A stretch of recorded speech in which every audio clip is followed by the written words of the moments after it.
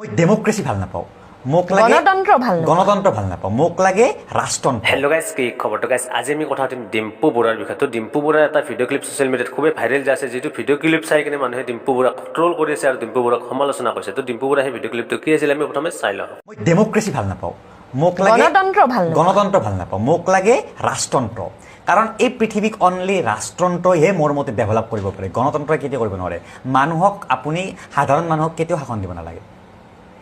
Example এটা দিওঁ, আজি হিমন্ত বিশ্ব শৰ্মাক যদি অসমৰ ৰজা পাতি দিয়া হয়, এক্সাম্পল দিছোঁ, বা হিমন্ত বিশ্ব শৰ্মাই নৰেন্দ্ৰ মোদীক যদি ভাৰতৰ ৰজা পাতি দিয়া হয়, নৰেন্দ্ৰ মোদীয়ে গোটেই দেশখন এখন নিজৰ ঘৰ বুলি ভাবিব।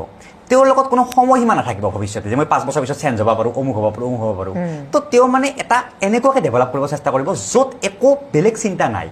কিন্তু বৰ্তমান তেওঁৰ লগত বহুত এনেকুৱা আছে, তেওঁৰ দল আছে, তেওঁ অমুক কৰিব লাগিব, এই দলে অমুক কৰিব লাগিব, কিবা কৰিব লাগিব, কিবা কৰিব লাগিব। গতিকে ভাৰতৰ দৰে এখন দেশক কেতিয়াও গণতন্ত্ৰই ডেভেলপ কৰিব নোৱাৰে। চাইনা কেনেকৈ ডেভেলপ হ'ল? চাইনাত যদি গণতন্ত্ৰ থাকিলেহেঁতেন কেতিয়াও ডেভেলপ নহ'লহেঁতেন। চাইনা এটা কমিউনিষ্ট, এটা ৰাজতন্ত্ৰ বুলি ক'ব পাৰি। গতিকে মানুহক ৰজাৰ দৰে শাসন কৰিব পাৰিব লাগিব, কাৰণ আমাৰ মানুহ নহ'লে চবেই বেলেগক ভোট দিব, ক'ৰবাত ভোট দিব, ক'ৰবাত ভোট দিব। গতিকে মোৰ মতে এই পৃথিৱী যিখিনি ডেভেলপ হৈছে, মানুহে কাপোৰ পিন্ধিব পৰা হৈছে, তাজমহল বনাইছে, অমুক বনাইছে, ভমুক বনাইছে, গণতন্ত্ৰই বনোৱা নাই। গণতন্ত্ৰ অহা কিমান দিন হ'ল? গণতন্ত্ৰ অহা বৰ বেছি 200 বছৰ হ'ল। ফাৰ্ষ্ট ইংলেণ্ডত আৰম্ভ হৈছিল চাগে। তাৰ আগত কিন্তু যিখিনি ডেভেলপ হৈছে, আজি পিৰামিড বনোৱাৰ পৰা এই পৃথিৱীৰ 7টা আচৰিত বস্তু বনোৱাটোলৈকে চব ৰাষ্ট্ৰতন্ত্ৰই কৰিছে।